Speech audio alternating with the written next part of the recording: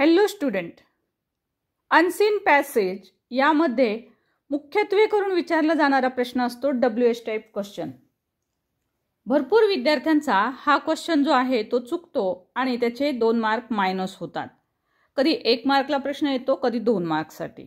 So चला तर बघूया क्विकली की कशा पद्धतीने आणि कोणते प्रश्न असतात आणि आपण कशा पद्धतीने याचं उत्तर अगदी बिनचूक लिहू शकतो. सो सी स्टुडंट, इथे तुम्हाला काही शब्द दिसतील, WH टाईपचे शब्द दिलेले आहेत. मी ते तुम्हाला माहिती असावेत. आपण कशासाठी कोणता शब्द वापरतो, जसं की एखाद्या वस्तूबद्दल काही विचारलेलं असेल तर आपल्याला व्हॉट वापरावं लागतं. एखाद्या पीपलबद्दल असेल तर हू, प्लेससाठी आपल्याला विचारलं असेल ठिकाण तर ठिकाणासाठी आपण वेअर शब्द वापरायला हवा. टाईमबाबत प्रश्न आलेला असेल तर आपण वेन वापरायला हवं. रिझन, कारण विचारलेलं असेल तर वाय वापरायला हवं. याच पद्धतीनं मी सर्व गोष्टी इथे दिलेल्या आहेत. एक जनरल स्ट्रक्चर आपण पाहून घेऊया ज्याच्या मदतीनं आपल्याला स्टुडंट्स प्रश्न बनवता येतो. सो आपल्याला नेहमीची रचना माहीत असते, परंतु हा आहे WH टाईप क्वेश्चन.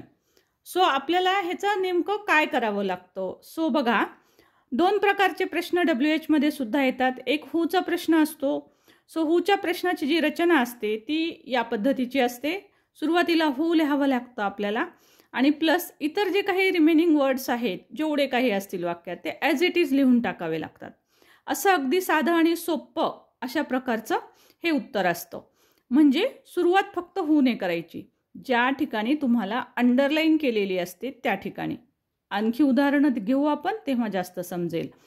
आता जनरल स्ट्रक्चर हूचा प्रश्न सोडून इतर जर WHचे कोणतेही प्रश्न तयार करायचे असतील, व्हॉटने सुरू होणारा, हूने सुरू होणारा, वेनने, हाऊने, हाऊ मचने, हुजने, कोणताही, तर कशी रचना असते. तर सुरुवातीला आपल्याला WHचा वर्ड घ्यावा लागतो, त्याच्यानंतर हेल्पिंग व्हर्ब, त्यानंतर सब्जेक्ट घ्यावा लागतो वाक्यातला, त्यानंतर मेन व्हर्ब घ्यावा लागतो आणि जर वाक्यात कॉम्प्लिमेंट असेल म्हणजे इतर वर्ड्स असतील तर ते आपल्याला सगळ्यात शेवटी लिहावे लागतात आणि सगळ्यात शेवटी क्वेश्चन मार्क. सो हे असतं जनरल स्ट्रक्चर. हे पाठ करा म्हणजे तुम्हाला प्रश्न कोणताही तयार करता येईल. सो परीक्षेमध्ये नेमकं काय दिलेलं असतं, कशा प्रकारचे प्रश्न येतात आणि ते आपण कसे तयार करायचे ते आपण पाहूया. तर पहा स्टुडंट, आपल्याला अशा प्रकारचे प्रश्न येतात. Frame a WH question to get the underline part as the answer. असा अंडरलाईन केलेलं असतं. एक वाक्य देतात, त्याला अंडरलाईन केलेली असते आणि आपल्याला सांगितलेलं आहे असा प्रश्न बनवा. Frame WH question to get underline part. हा अंडरलाईन केलेला पार्ट तुमचं उत्तर आलं पाहिजे. आता हे जर उत्तर असेल तर मग तुमच्या प्रश्नात हे येणार आहे का? अर्थातच नाही, कारण हे उत्तर येणार आहे. त्यामुळे तुम्ही जेव्हा प्रश्न तयार कराल त्यावेळेस हा अंडरलाईन केलेला भाग जो आहे तर तो आपण घ्यायचाच नाहीये. ओके, सो बघूया मग आता ह्याचा प्रश्न कसा तयार करायचा. The camera is in the cupboard. Camera कबर्डमध्ये ठेवलेला आहे. सो प्लेस झालं, हे ठिकाण दाखवतं. सो मी आत्ताच दाखवलं, ठिकाण दाखवत असेल तर आपल्याला वेअर शब्द घ्यावा लागतो. सो त्यानंतर आपण वेअर घेतला मग शब्द, कारण आपल्याला प्लेस दिलेला आहे म्हणून वेअरने सुरुवात करा. आपलं जनरल स्ट्रक्चर काय सांगतं, वेअरच्या नंतर हेल्पिंग व्हर्ब घ्या. आता ह्या दिलेल्या वाक्यातला हा भाग राहिलाय. आता हा भाग जो आहे इन द कबर्ड, हा आपल्या उत्तरात येणारच नाहीये. आपल्या प्रश्नामध्ये, आता प्रश्नामध्ये येणार नाही, कारण हे अंडरलाईन पार्ट उत्तर येणार आहे. त्यामुळे आपल्या प्रश्नामध्ये इन द कबर्ड हा शब्द येणार नाही. त्यामुळे आधी वेअर घेतलं. आता हे राहिलेले जे शब्द आहेत अंडरलाईन सोडून, जे राहिलेले शब्द आहेत त्यामधला हेल्पिंग व्हर्ब असेल तर तो घ्यावा. इथे इज आहे, मी इथे इज लिहिले. यानंतर आपल्याला जनरल स्ट्रक्चर असं सांगतं की याच्यानंतर सब्जेक्ट घ्यायला पाहिजे. ओके, आपलं जनरल स्ट्रक्चर काय आहे, WH word, helping verb, subject आणि असेल तर यानंतर मेन व्हर्ब आणि त्यानंतर कॉम्प्लिमेंटरी. सो मग माझा प्रश्न एवढाच आहे, where is the camera. Simple. आता नेक्स्ट बघूया. Ram was reading a story book. Ram काय करत होता, एक स्टोरी बुक वाचत होता. सो तो काय करत होता असा आपल्याला प्रश्न बनवावा लागेल. सो काय म्हटलं की व्हॉट. सो म्हणून सुरुवात केली व्हॉटने. आता हा भाग सोडून द्यायचा आहे. आता यातला हेल्पिंग वर्ब घेऊया वॉज, त्यानंतर सब्जेक्ट राम, यानंतर main verb reading. Okay, so एवढ्याच राहिलेल्या भागातच आपला प्रश्न तयार होणार आहे, एवढं लक्षात घ्या. आणि प्रश्न बनवत असताना WHचा वर्ड योग्य तो घ्या, त्यानंतर हेल्पिंग वर्ब आणि नंतर सब्जेक्ट घ्यायचा आहे. आता वाक्यात हेल्पिंग वर्ब प्रत्येक वेळेसच येतील असं नाही. सो आणखी एक वाक्य बघूया. Sheetal had many beautiful flowers. प्रत्येक क्वेश्चन वेगळा आहे स्टुडंट. सगळ्या प्रकारचे प्रश्न घेण्याचा प्रयत्न केलेला आहे, जेणेकरून तुम्हाला कोणत्याही टाईपचा प्रश्न एक्झाममध्ये आला तर तुम्हाला आन्सर लिहिता आलं पाहिजे. माझा प्रयत्न असा असतो की मी कन्सेप्ट क्लिअर करायचा प्रयत्न करते, कारण एक्झाममध्ये ग्रामरचे वाक्य जे आहे ते हेच येईल असं सांगता येत नसतं. सो त्यासाठी तुमचा एकदा कन्सेप्ट क्लिअर झाला की कोणतंही वाक्य आलं तर तुम्हाला उत्तर तयार नक्कीच करता येईल. सो बघा, Sheetal had many beautiful flowers. So तिच्याकडे काय आहे शीतलजवळ? तिच्याकडे खूप सारे सुंदर फुलं होते. सो आपल्याला विचारावं लागेल की शीतलजवळ काय होतं. सो काय म्हटलं की व्हॉट.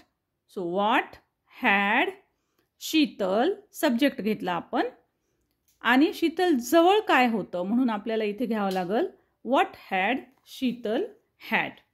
ओके, शीतल जवळ काय होतं. Clear. Next, he lives in a hut. कुठे राहतो तो? इन अ हट. हटमध्ये राहतो. आता इथे बघा, आता तो हटमध्ये राहतो, आता कोठे राहतो असा प्रश्न करावा लागेल. सो व्हेअर घेतलंय सुरुवातीला, पण इथे हेल्पिंग वर्ब नाही. ही आणि लिव्स दोनच शब्द आहेत. हे तर आपल्या उत्तरात येणारच नाही. सो ही आणि लिव्स यात हेल्पिंग वर्ब नाही. जेव्हा हेल्पिंग वर्ब नसेल तेव्हा डूचा हेल्पिंग वर्ब वापरायचा असतो. सो मग कोणते वापरायचे बाबा डूचे आपण? तर डू आणि डज हे आपल्याला प्रेझेंट टेन्ससाठी वापरायचे असतात. प्रेझेंट टेन्स, आता ह्या वाक्यामध्ये प्रेझेंट टेन्स आहे, त्यामुळे आपल्याला डू किंवा डज वापरावा लागतो. एस प्रत्यय लागलेला असेल तर डज घ्यायचं. सो म्हणून मी इथं डज घेतलेला आहे. Where does. आता इथे स्टुडंट्स लक्षात ठेवा, केव्हाही जेव्हा डूचं रूप घ्यावं लागेल आपल्याला, त्यावेळेस सब्जेक्ट नंतर मेन वर्बचा फर्स्ट फॉर्म घ्यावा लागतो. पुन्हा एकदा नियम सांगते, डूचं रूप जर तुम्ही वापरत असाल प्रश्नामध्ये, त्यावेळेस आपल्याला मेन वर्बचा फर्स्ट फॉर्म घ्यावा लागतो. First form. आता इथे डज घेतलं त्यामुळे इथे लिव्ज घेता येणार नाही, ते आपल्याला लिव्ह घ्यावं लागेल एस काढून टाकून, कारण एस ह्याच्यात आलेला असतो. Where does he live. आता हे बघूया, ही लिव्ड इन अ हट. आता हे पास्ट टेन्समधलं आहे. सो म्हणून वेअरच्या नंतर इथे पास्ट टेन्स आहे म्हणून आपण घेतलं डीड. ओके, डू आणि डज प्रेझेंटसाठी घ्यायचं आहे आणि डीड आपल्याला पास्टसाठी घ्यायचं आहे. क्लिअर. सो अशा पद्धतीने आपला प्रश्न तयार होईल. Where did he live. Okay. So next बघूया. आता बघा एक वेगळ्या टाईपचा हूचा प्रश्न. आता इथे बघा रामलालला अंडरलाईन केलेली आहे. Ramlal was a famous writer. मग आपल्याला प्रश्न करावा लागेल की रामलाल कोण होता? कोण होता? कोण होता? ओके, कोण होता फेमस रायटर. सॉरी, आपल्याला प्रश्न असा तयार करावा लागेल, कोण होता फेमस रायटर? कोण होता? मग त्या व्यक्तीचं नाव आपल्याला उत्तर आलं पाहिजे. सो बघा, असं जर प्रश्न दिलेला असेल, एखाद्या व्यक्तीचं नाव दिलेलं असेल आणि तो कोण होता असा आपल्याला प्रश्न बनवायचा असेल, तर त्यावेळेस हूचा प्रश्न तयार होतो. आणि हूचा प्रश्न आणि आत्तापर्यंत पाहिलेले प्रश्न याचं स्ट्रक्चर पूर्णतः वेगळं आहे. त्यामुळे हूचा हा प्रश्न जर करावा लागला तर फक्त त्या व्यक्तीचं नाव जे आहे तिथे हू लिहायचे. त्या व्यक्तीचं नाव अर्थात येणार नाही, कारण अंडरलाईन केलेलं आहे. अंडरलाईन केलेलं उत्तर असतं, त्यामुळे ते प्रश्नात येत नाही. त्यामुळे इथे रामलाल प्रश्नात येणार नाही. सो आपल्याला इथे हू घ्यावं लागेल आणि बाकीचं सर्व वाक्य ॲज इट इज ठेवावं लागतं. Who was a famous writer आणि question mark. Clear. Next, this is Lata's car. ही लताची कार आहे. चा ची चे असा जेव्हा प्रश्न बनवायचं काम पडेल तेव्हा प्रश्नाची सुरुवात करा हूजने. हूज म्हणजे कुणाचा, कुणाची, कुणाचे. सो चाचीचे अर्थ आला उत्तरामध्ये की हूज वापरायचं. सो आता हूज वापरताना वस्तू घ्यावी लागते पुढं. जसं लताज कार आहे, सो हूजच्या पुढे कुणाची कार असा प्रश्न बनवावा लागेल, म्हणून इथे नाऊन पण घ्यावं लागतं.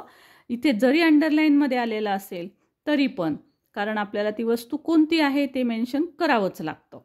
सो हूज कार, त्यानंतर ह्या वाक्यातला हेल्पिंग वर्ब इज आणि सब्जेक्ट धिस शेवटी. ओके. सो मेन स्ट्रक्चर जर लक्षात ठेवलं तर तुम्ही कोणताही प्रश्न तयार करू शकता. आता हे बघा, कलाम रोट सेव्हरल बुक्स. मार्च 2024च्या पेपरला आलेलं हे वाक्य अनसीनमध्ये. सो कलाम यांनी अनेक पुस्तकं लिहिली. सो आपल्याला प्रश्न तयार करायचा आहे, खूप पुस्तकं लिहिली. सो किती पुस्तकं लिहिली? कलाम यांनी किती पुस्तकं लिहिली असा प्रश्न. आता कितीसाठी आपल्याला काउंटेबल नाऊन आहे, त्यासाठी आपण हाऊ मेनी वापरत असतो. सो हाऊ मेनी, पण हाऊ मेनी काय? बुक्स.